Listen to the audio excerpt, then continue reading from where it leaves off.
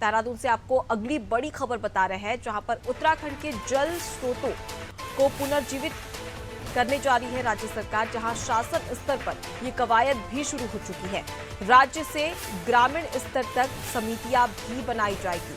तो देखिए, राज्य से ग्रामीण स्तर तक समितियां बनाई जाएगी, जहां पर कोशिश की जाएगी कि तमाम जल स्रोत है उन्हें पुनर्जीवित किया जा सके। ज्यादा जानकारी लेके सोनू लगातार हमारे साथ में जुड़े हुए हैं। सोनू, कहा जाता है जल ही जीवन है, और ऐसे में इसकी जो महत्वता है वो मनुष्य के साथ ही साथ जीव जंतु भी भली भांति जानते हैं। ऐसे में आधुनिकता के इस दौर में कई सारे ऐसे जल स्रोत हैं जो पूरी तरह से खत्म हो चुके हैं, तो कुछ खत्म होने की कगार पर है। अब इसमें पुनर्जीवित करने के लिए अब शासन की ओर से कवायद शुरू की जाएगी। किस प्रकार से समितियां बनाकर ये काम करेगी ताकि जो तमाम जो जल स्रोत है उन्हें पुनर्जीवित किया जा सके? देखिए, हाल ही में मुख्य सचिव ने भी इस पर चिंता जाहिर की थी और मुख्य सचिव ने अधिकारियों को इस बात के लिए कहा था, चूंकि उत्तराखंड की जो पहचान है वो नदियों के प्रदेश के तौर पर पहचान है, और यही वजह है कि यहाँ तमाम ऐसे पावर प्रोजेक्ट हैं, तमाम ऐसी जल विद्युत परियोजनाएं हैं जिनसे बड़ी तादाद में विद्युत का उत्पादन हो रहा है। जो हमें जानकारी है उसके मुताबिक तकरीबन सभी, अगर हम देखें बरसाती और जो परमानेंट वाले स्तर की जो नदियां हैं, करीबन 200 से ज्यादा ऐसी नदियां हैं।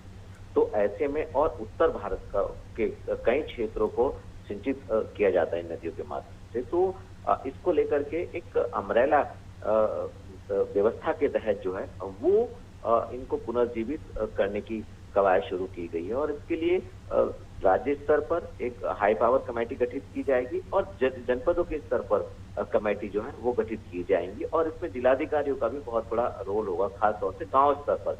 तो ये जो तमाम उत्तराखंड की सुंदरता से जुड़े हुए, यहाँ की संस्कृति से जुड़े हुए हैं, जो जितने भी जल स्रोत हैं, ये जो सूखने की कगार पर हैं, इनको कैसे पुनर्जीवित किया जा सकता है, कैसे इनका संरक्षण किया जा सकता है। तो इसके लिए अब सरकार एक एकीकृत व्यवस्था को लागू करने पर का प्रयास कर रही है, और एक सिस्टम जब जलागम प्रबंधन के तहत इसकी व्यवस्था हो जाएगी तो निश्चित तौर पर कहीं ना कहीं इस पर फोकस हो सकेगा, और एकीकृत व्यवस्था के तहत जो है वो इनका संरक्षण हो सकेगा। अब ये देखना होगा कि जो तमाम विभागों से संबंधित है, चाहे वो सिंचाई विभाग है, चाहे वो जलागम विभाग है, इसके अलावा जो केंद्र सरकार के यहाँ तमाम संस्थान हैं जो नदियों पर कार्य करते हैं, नदियों से संबंधित शोध भी करते हैं, हिमालयन वारिया विज्ञान संस्थान है। तो ऐसे में ये संयुक्त रूप से कैसे इनका संरक्षण कर सकेंगे, तमाम झरने, तमाम जल स्रोत हैं, तमाम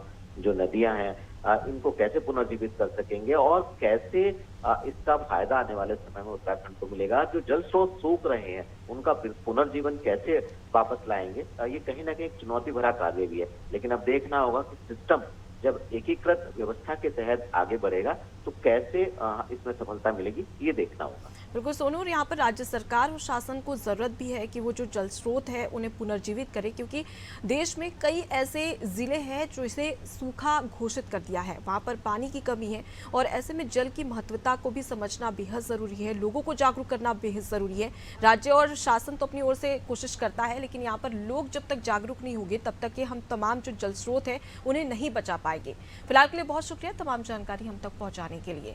तो देखिए, उत्तराखंड में जल स्रोतों को पुनर्जीवित करने के लिए अब शासन स्तर पर कवायद शुरू कर दी गई है, जहां पर ग्रामीण के साथ ही साथ राज्य स्तर पर भी एक समिति बनाई जाएगी। ये तमाम जो समितियां ग्रामीण क्षेत्र में, शहरी क्षेत्र में जो जल स्रोत है उन्हें पुनर्जीवित करने के लिए हर वो कवायद करेगी, जिससे कि तमाम जो जल स्रोत है उन्हें पुनर्जीवित किया जा सके और उत्तराखंड की जनता को इसका लाभ पहुंचाया जा सके। तो उत्तराखंड के इस खास बुलेटिन में इतना ही। देखते रहना आदि टीवी। नमस्कार।